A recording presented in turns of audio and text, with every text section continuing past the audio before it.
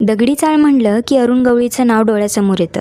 पण या दगडी चाळीचा डॉक्टर बाबासाहेब आंबेडकरांशी सुद्धा संबंध आहे बरं का. कसा तो सांगते, नीट ऐका. 1927चा काळ फार महत्त्वाचा होता. महाड चौदार तळ्याचा सत्याग्रह, मनुस्मृती दहन आणि अशा इतर अनेक महत्त्वाच्या घटना या काळात घडल्या. पण या घटना घडवून आणणं सोपं काम नव्हतं बरं का. जेव्हा केव्हा एखाद्या सत्याग्रहासाठी, परिषदेसाठी सभा भरवल्या जायच्या, त्या सभा उधळून लावण्याचं काम काही समाजकंटक करत होते.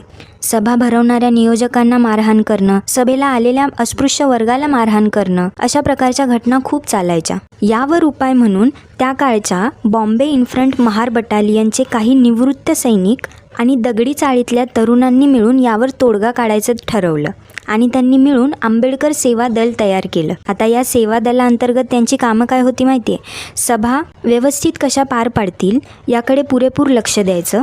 जर कोणी सभा उधळून लावायला आलं तर आपल्या ताकदीच्या जोराने त्याला रोखायचं, म्हणजेच एक प्रकारे या चळवळीला सुरक्षा पुरवायची.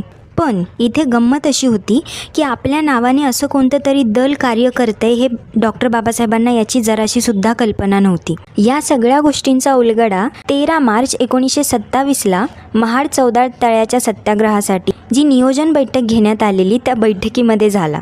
या आंबेडकर सेवा दलाच्या तरुणांनी थेट हिमतीनं उभं राहून विचारलं बाबासाहेबांना की या सत्याग्रहाच्या सुरक्षेची जबाबदारी आमच्याकडे द्या. आणि तेव्हा जाऊन डॉक्टर बाबासाहेबांना या दलाची कल्पना आली.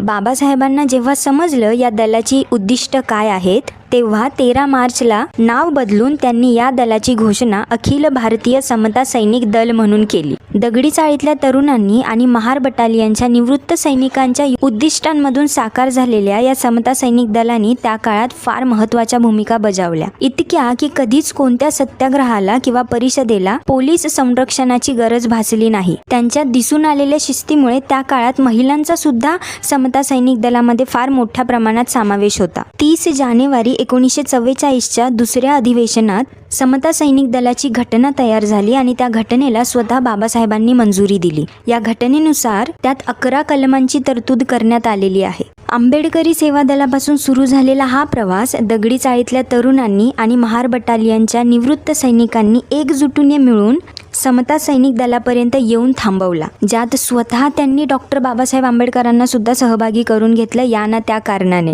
ही भन्नाट गोष्ट तुम्हाला माहीत होती का? अशाच नवीन माहित्या जाणून घेण्यासाठी चॅनलला नक्की सबस्क्राईब करा आणि ही गोष्ट तुम्हाला कशी वाटली मला कमेंटमध्ये सांगायला विसरू नका बरं का.